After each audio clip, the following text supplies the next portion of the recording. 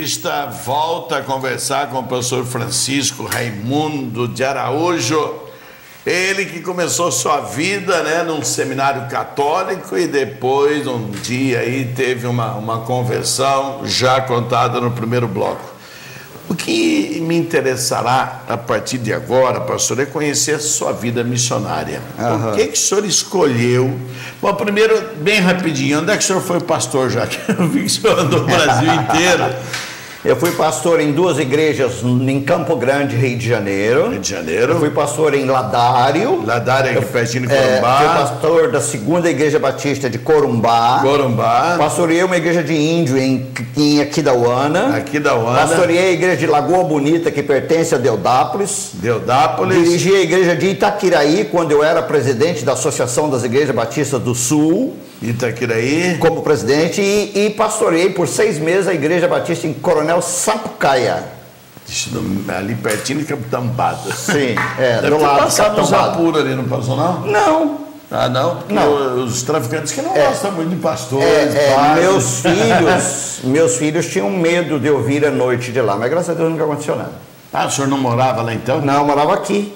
Morava em Dourados, eu ia ia lá. sábado, ficava sábado, domingo lá, vinha depois do domingo à noite. Deus me livre e guarde. Quando é que começou essa sua vida missionária ali no Arri Amorim Costa, aqui no semiaberto e também na UNEI masculina? Bom, deixa eu ir um pouquinho para trás. Quando eu fazia o primeiro ano de seminário, foi um pastor missionário que trabalhava com índios, eu não me lembro a tribo, e ele mostrou a tribo, mostrou casas prontas para um missionário e falou da carência do missionário entre o índio. Então, ali no primeiro ano de seminário, eu e minha esposa colocamos a nossa vida nas mãos de Jesus para sermos missionários indígenas. Deixa eu só fazer uma pergunta para mim entender.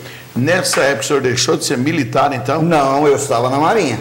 E mesmo sendo militar, o senhor ainda... Sim, poderia estar em algum lugar. Eu estava colocando o problema na mão de Deus. O salmista. Ia o salmista não diz assim: entrega teu caminho ao Senhor, confia nele, o resto ele faz. Abraão fez isso, né? Então eu estava fazendo isso. Bom, então aí terminei o seminário, comecei a pastorear no Rio de Janeiro, esperando que Deus abrisse a oportunidade, né? Aí, para mim, eu tinha que sair da Marinha para ficar bem, né? Aí consegui uma transferência para Ladário, ainda nativa. Em Ladário eu fiz concurso para o estado de Mato Grosso do Sul, magistério. Aí saí da Marinha, lá em Corumbá. Comecei a dar aula, dei aula 1 ano em Corumbá. E aí um índio, que hoje é morto, era pastor Jair de Oliveira, foi vereador em Aquidauana algumas vezes, muito conhecido. Conhecido como o Sangue Azul dos Terenas. Ele me trouxe de Corumbá para Aquidauana. Olha só. Ele transferiu eu. E aí eu vim para Aquidauana e comecei a trabalhar com os índios terenos. Então foi a porta aberta para mim, os índios terenos. Hoje eu conheço 25, 26 tribos indígenas. Já estive dentro do Parque Nacional do Xingu. Nada para lá. Por 6 dias dentro de uma tribo onde todo mundo era nu, menos eu. Caramba! Isso em que ano? Lá no Xingu? Tem uns 7 anos atrás, 7, 8 anos ainda atrás. estão andando pelado por lá? 7 anos? Será que hoje ainda é assim? Tranquilo. Caramba! Nós temos muitas tribos que ainda têm o costume de, na aldeia, não colocarem roupas. Agora vamos fazer uma pergunta, essa vai ser complicada, hein? Tá aí. Quando Adão e Eva pecaram, eles sentiram vergonha de si mesmos. Sim. E se cobriram lá do jeito que podiam, certo? Tentaram, folha, né? etc. Tentaram. O índio, ele não sente isso? Não. Ele sente vergonha de você. Não entre eles. Então, mas você estava lá vestido, por que eles não, mas pelados? Que aí é o costume todo da tribo, então. Mas ele, por exemplo, se você chega numa casa de índios, onde as índias estão à vontade, elas tapam alguma coisa para você não ver. Então é sinal que ele não é vergonha, eles têm medo do branco. Medo? Medo, porque eles se respeitam. E eles vêm falar muito que o branco não respeita, então é medo do branco. Então, mas a versão que eu dou é o seguinte: Eva sentiu vergonha pelo pecado. A Índia não deveria sentir vergonha também por esse pecado original? Deveria, mas não sente, eles não sentem vergonha. Por isso não. Tem algumas coisas meio conflitantes. Bom, vamos lá. E daí, senhor... Mas o problema da Eva, meu querido, é o seguinte: você olha as páginas da Bíblia, você vê que Deus passeava com Adão e Eva pela viração do dia, né? E nu os dois. Mas por quê? Não havia pecado, então não havia vergonha. A vergonha está no pecado. Certo. Quando Deus vem que os dois haviam errado, por que eles tiveram vergonha? Porque eles iam estar na presença do perfeito, né? Da perfeição. A Índia está no meio de todo mundo ali, ninguém é perfeito. Mas eu digo por isso, porque na verdade o pecado de Eva passou para todos nós. Sim. Então a Índia deveria sentir a mesma vergonha, mesmo sem, né, com cultura, etc. Mas eu acho que, por exemplo, se Jesus chegasse na aldeia, talvez o índio não tivesse coragem. Pela santidade, pela pureza de Jesus, ele não tivesse coragem. Como Eva. Cada um tem um mundo. Daí dos índios, onde é que chega a história dos presídios? O presídio é o seguinte: eu tinha vontade de mexer com presos, né? Quando eu vim de Chapada, que eu trabalhava com norte-americano, numa missão norte-americana, com índios, eu tentei ir ao presídio, mas não consegui. E um dia conheci o Cláudio Ram, né, o dentista.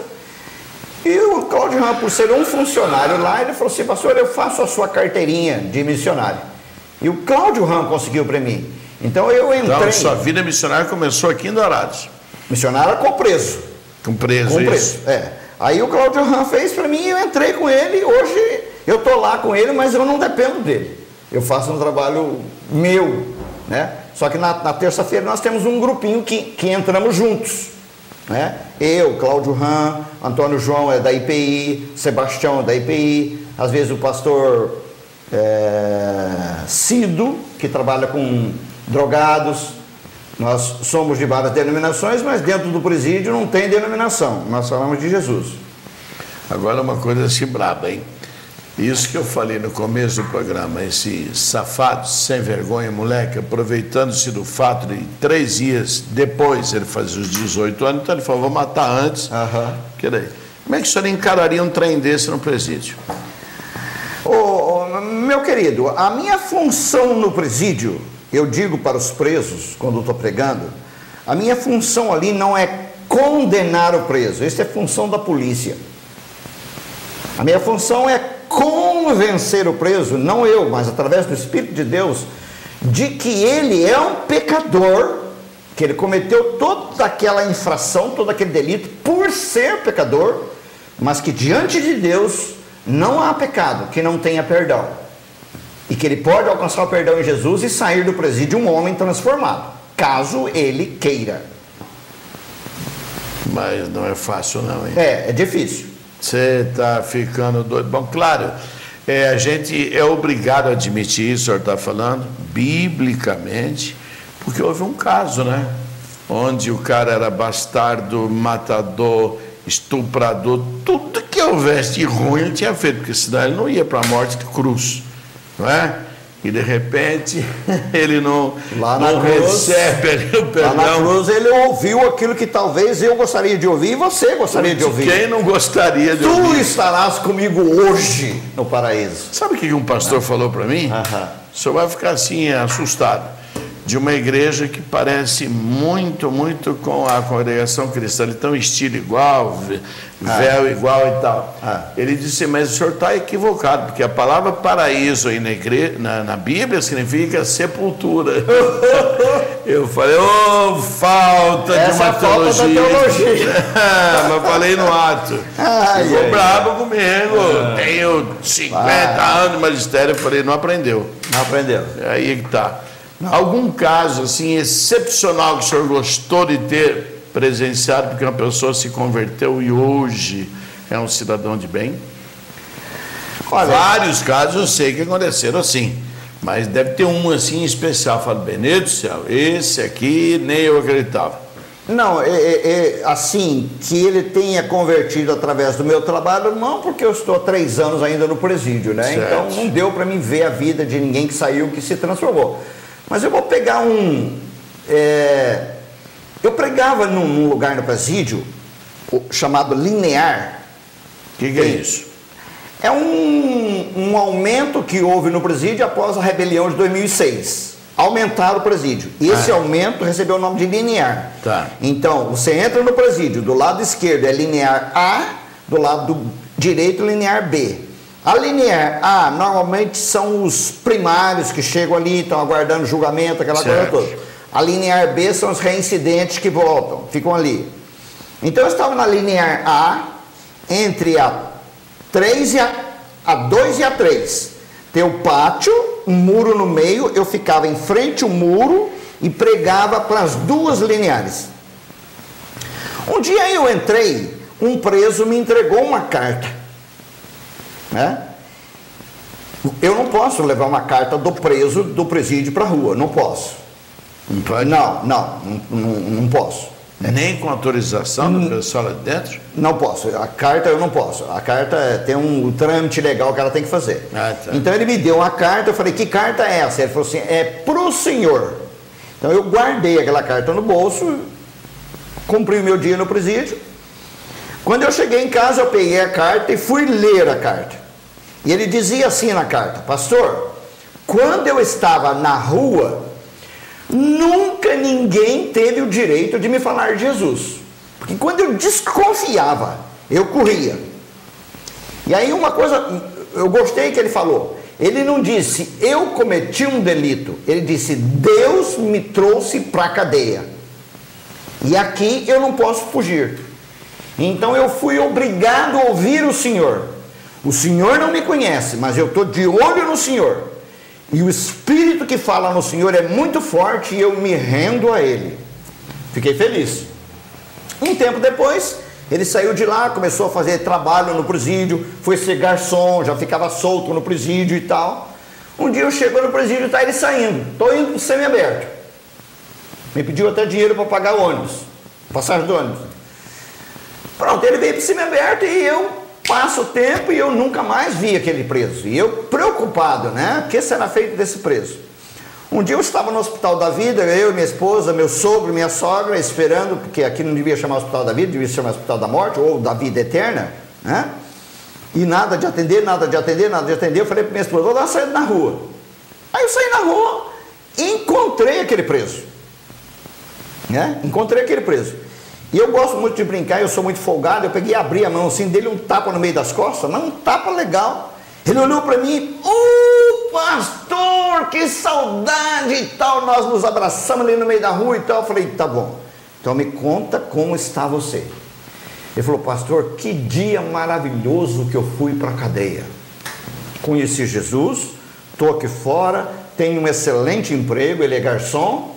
Conheci uma senhora que viveu 10 anos no exterior, fala inglês, é professora de inglês, casou comigo, me fez estudar. Pastor, amém, graças a Deus, tudo porque Jesus um dia entrou na minha vida. Os caminhos de Deus são imperscrutáveis, essa é a grande verdade. Dizem que Deus escreve torto em linha certa. Não, ele escreve certo em linha certa. A gente aqui não entende. Também concordo. Aquela história de falar que Deus tarda, mas não fala. Não, Deus não tarda. Deus age na hora certa. Na hora dele. É que o relógio dele não é o nosso. Exatamente. Ô, meu diretor, vamos para a curiosidade de hoje aí, que o trem tá ficando bom aqui, hein?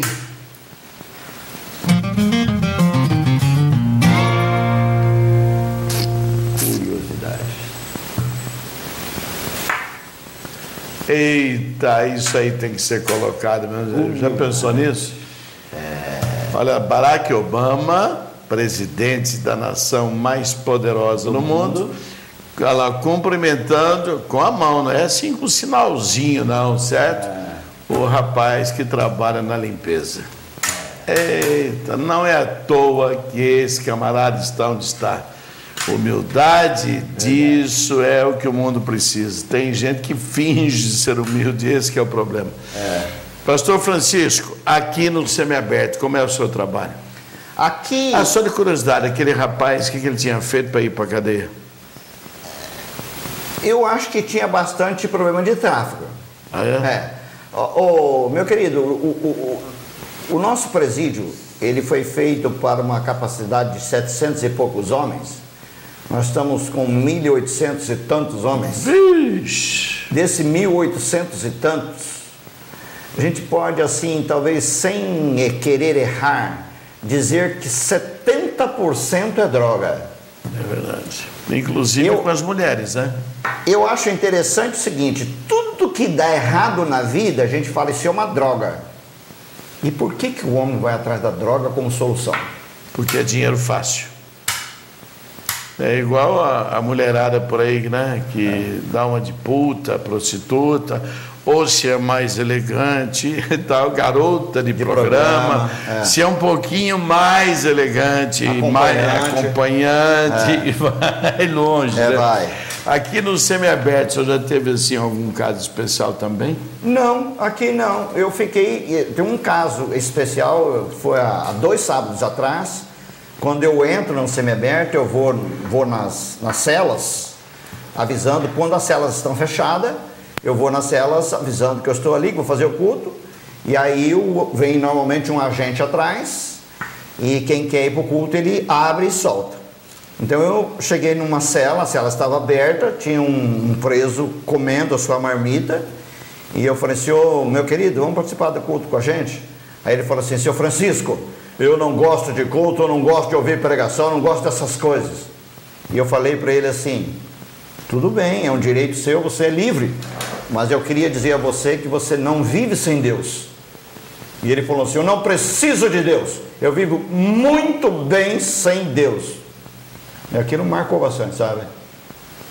Depois até eu comentando com os agentes, o agente queria saber se ele tinha me tratado mal, porque aí pega eles. Eu falei, não, para mim ele não fez nada, ele fez para ele mesmo. Eu conheço um homem, não vou citar o nome não, mas sem dúvida é o sujeito que tem mais dinheiro vivo aqui na cidade. Mais dinheiro vivo. Falar assim, estou precisando de 5 milhões. Tem, isso tem na mão.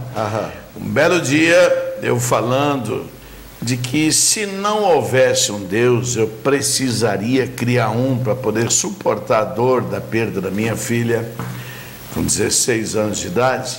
Ele estava do lado assim, escutando, ele falou, moço, o senhor pensa isso? Eu olhei para ele assim, não o conhecia. Falei, penso não, tenho certeza. Ainda bem que já existe esse Deus que eu não precisei criar.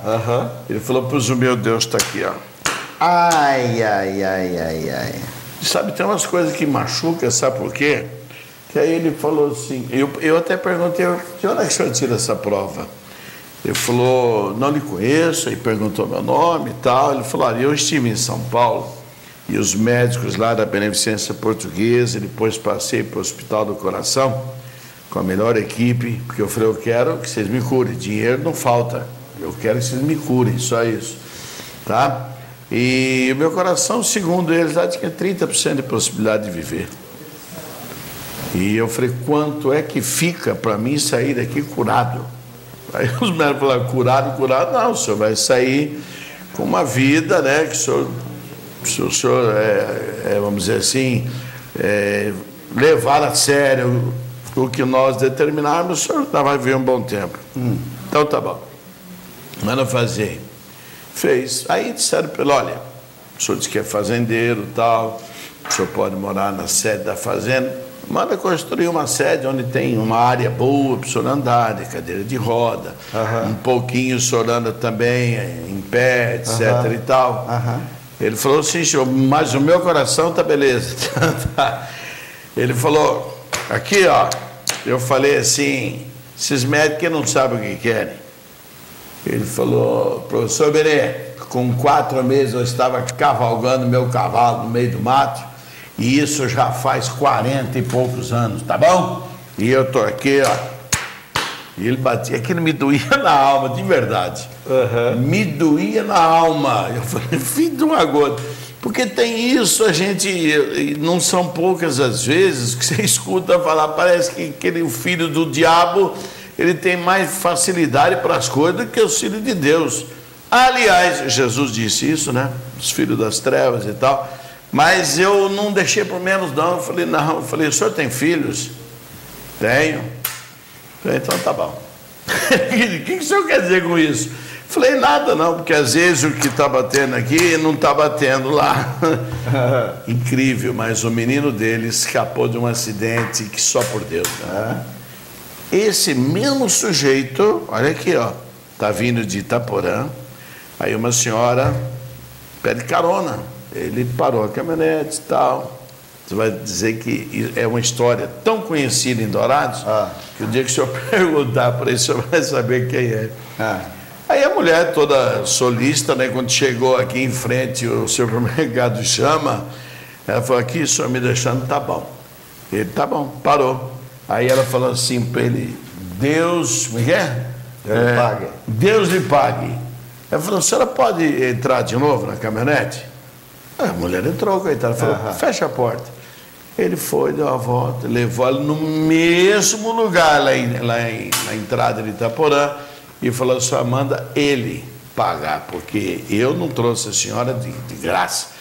Se tivesse falado para mim, eu lhe agradeço, tudo bem, mas Deus me pagar, ele não paga, ninguém vai pagar a mim. Deixou a mulher ir embora.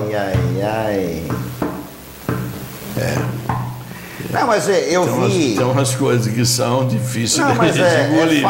É fácil a gente entender. Eu vi uma frase num lugar, inclusive o Cláudio Ram gosta dessa frase. Você pode viver sem Deus. Não vive. Você pode até falar. Igual aquele preso falou para mim, eu não preciso de Deus.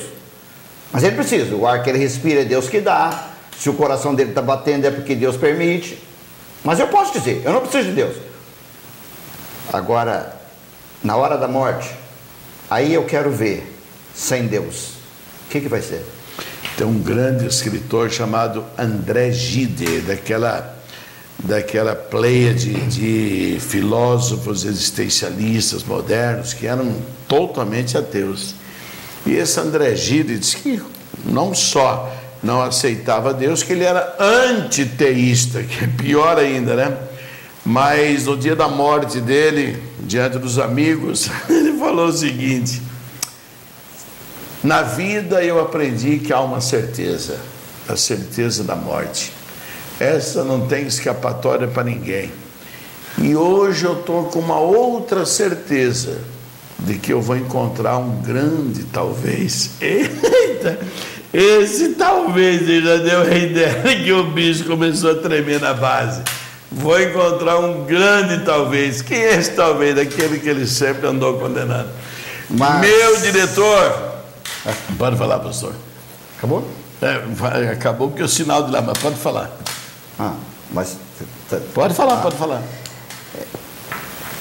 Aqui, tanto na UNEI quanto no presídio, eu tenho um tempo que eu chamo de aconselhamento, quando eu converso com o detento sozinho. Então aqui na UNEI eu estava conversando com um moleque, parece que 15, 16 anos, e aí eu vi que a vida dele estava muito longe de Jesus, né? Então eu falei, convidei ele, vamos acertar a vida com Jesus? Não quero Jesus. Eu disse, mas por quê? Por que você não quer Jesus? Não é porque eu vou sair daqui, eu tenho que matar o cara que matou meu irmão. Eu falei, então vou te dar um recado. Escreve. Ele falou, qual é? Eu falei, você não vai matar. Você vai morrer. Como o senhor diz isso? Eu falei, não, porque Deus está mandando eu te dizer. Sabe por quê? Que era para você já ter morrido. Deus poupou a sua vida. Trouxe você para a cadeia. Você está vivo. Deus jogou eu no seu peito para me avisar você. Você disse que não, que vai matar, então Deus vai fechar o olho e tu vai morrer. Ele está lá na orelha ainda. Mas sabe que eu já conversei com ele umas 3 vezes depois. O coração dele ainda balança. Ele ainda tem na cabeça que ele tem que fazer essa justiça. Isso choca muito a gente. Lá no presídio R. Amorim, uma vez um preso falou para mim, eu não quero saber de Jesus não. Por quê? Porque quando eu sair daqui eu tenho umas coisas para mim fazer ainda, e com Jesus eu não posso fazer, e sem Jesus eu vou fazer. Então é muito gostoso esse trabalho missionário, mas tem as horas das decepções. Tá louco. E como tem. E essa hora entristece a gente. Meu diretor, a oração do dia para nós.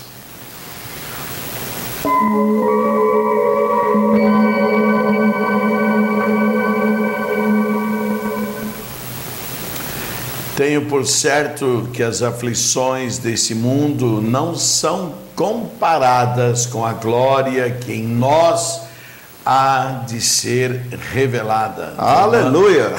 Romanos 8:18. Pastor, nós sempre terminamos o nosso programa depois da oração do dia com uma oração de agradecimento, né, por tudo que nos acontece.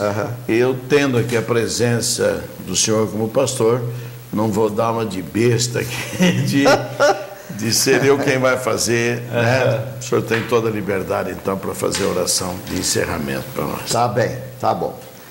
Papai do céu, na intimidade que Jesus veio nos trazer, tornando-se o nosso mediador, aquele que nos liga a Ti, nós vamos ao Teu trono de graça e queremos louvar Teu nome, engrandecer o Teu nome, porque o Senhor é Deus, é Senhor e soberano. E sobre todas as coisas, te dar graças e dizer obrigado pelo grande amor seu para conosco, pela graça de mais um dia de vida, pela graça de estar aqui neste convívio e pela vida de cada um que há de ouvir este programa. Papai do céu, pelo poder do seu Espírito, faz a obra que nós como homens não podemos fazer. Somos só apenas instrumento nas suas mãos. Completa nos corações o teu querer, que é que cada um se converta e seja salvo. Tu não tem prazer naquele que se perde. Então, Pai, salva a nossos adorados, salva o nosso Brasil. Abençoa esse estúdio, em nome de Jesus. Amém. Amém, amém. Quero agradecer a oportunidade do pastor Francisco de estar aqui e, ao mesmo tempo, agradecer a Deus, né, pelo final de semana que todos nós tivemos e também convidá-los para que hoje, às 23 horas, participe desse nosso bate-papo, né, assim como amanhã, às 7 horas da manhã. Com a graça de Deus e as bênçãos dele sobre todos nós, vocês que estão aí, nós do lado de cá, nos despedimos com muito boa noite. Boa noite.